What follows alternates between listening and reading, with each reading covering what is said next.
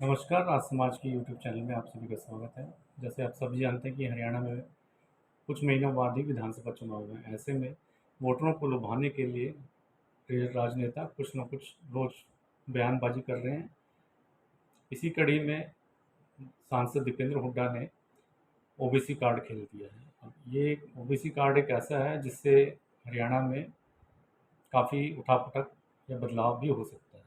इस बारे में पूरी चर्चा करेंगे, इसका कितना असर है ओबीसी का वोटर्स का, और ये कैसे इसका फ़ायदा मिल सकता है। बीजेपी भी इसका पूरा फ़ायदा लेने की तैयारी में जुटी हुई है और कांग्रेस भी लगी हुई है।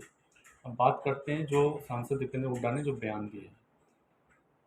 दीपेंद्र हुड्डा ने कहा है कि अगर उनकी सरकार सत्ता में आती है हरियाणा में तो वो जातिगत जनगणना करवाएंगे।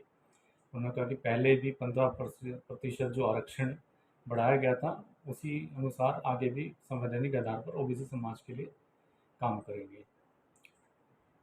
अब इसका क्या असर हो सकता है राज्य में? हरियाणा में ओबीसी वर्ग की आबादी कितनी है? हरियाणा में ओबीसी वर्ग की आबादी करीब 40% है। इसमें 78 जातियाँ आती हैं। जातिगत वोट बैंक के लिहाज से देखें तो करीब 21% वोट ओबीसी वर्ग से हैं। जातिगत जनगणना हुई तो इसका सबसे बड़ा फ़ायदा ओबीसी वर्ग को ही दिखता है, जिन्हें भी आबादी के लिहाज से आरक्षण में हिस्सेदारी नहीं मिलती है। अब कांग्रेस जो है इसमें क्या फ़ायदा देख रही है, इस पे भी चर्चा करनी ज़रूरी है। कांग्रेस इस ओबीसी वोट बैंक को रिझाने की कोशिश में है। जातिगत जनगणना होने से ओबीसी वर्ग को ज़्यादा आरक्षण मिल सकता है। ऐसे में यह वोटर्स कांग्रेस की तरफ आकर्षित हो सकते हैं। वहीं आबादी ज़्यादा होने पर एससी वर्ग को भी आरक्षण लिमिट बढ़ाने की उम्मीद होगी। अब कुल मिलाकर देखा जाए कांग्रेस भी इसकी यही समझ रही कि इस ओबीसी कार्ड से उनको फ़ायदा हो सकता है। इसके अलावा हरियाणा में भाजपा की नॉन जाट पॉलिटिक्स और किसान आंदोलन की वजह से सबसे ज़्यादा 22% जाट वोटर्स बीजेपी से लगभग नाराज हैं, ऐसी रिपोर्टों में है।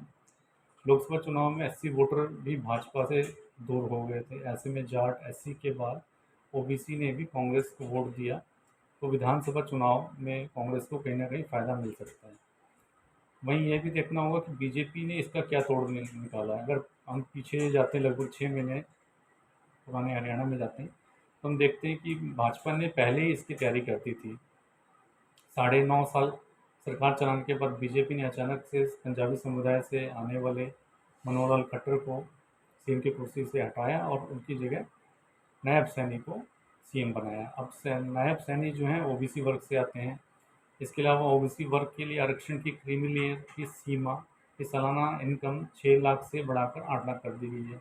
अभी आपने देखा ही होगा, पिछले दिनों महेंद्रगढ़ में अमित शाह की रैली हुई थी, जिसमें केंद्रीय गृह मंत्री अमित शाह ने यह घोषणा की थी कि ओबीसी बी वर्ग के लिए 5% आरक्षण, ओबीसी ए वर्ग के लिए पहले से लागू 8% कोटे ही मिलेगा।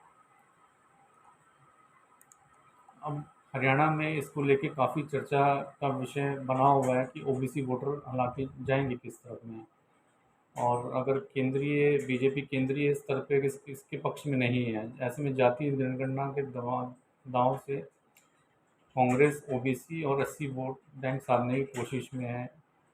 वहीं बीजेपी के लिए चुनावी मुसीबत बन सकता है। हालांकि ओबीसी वर्ग से नायब सैनिक मुख्यमंत्री बना बीजेपी जरूर कांग्रेस के दाव फेल करने की कोशिश कर रही है। अब आगे जाके क्या होगा विधानसभा चुनाव में, ओबीसी वर्ग के वोटर्स हैं वो किसकी तरफ जाएंगे, देखते हैं। धन्यवाद।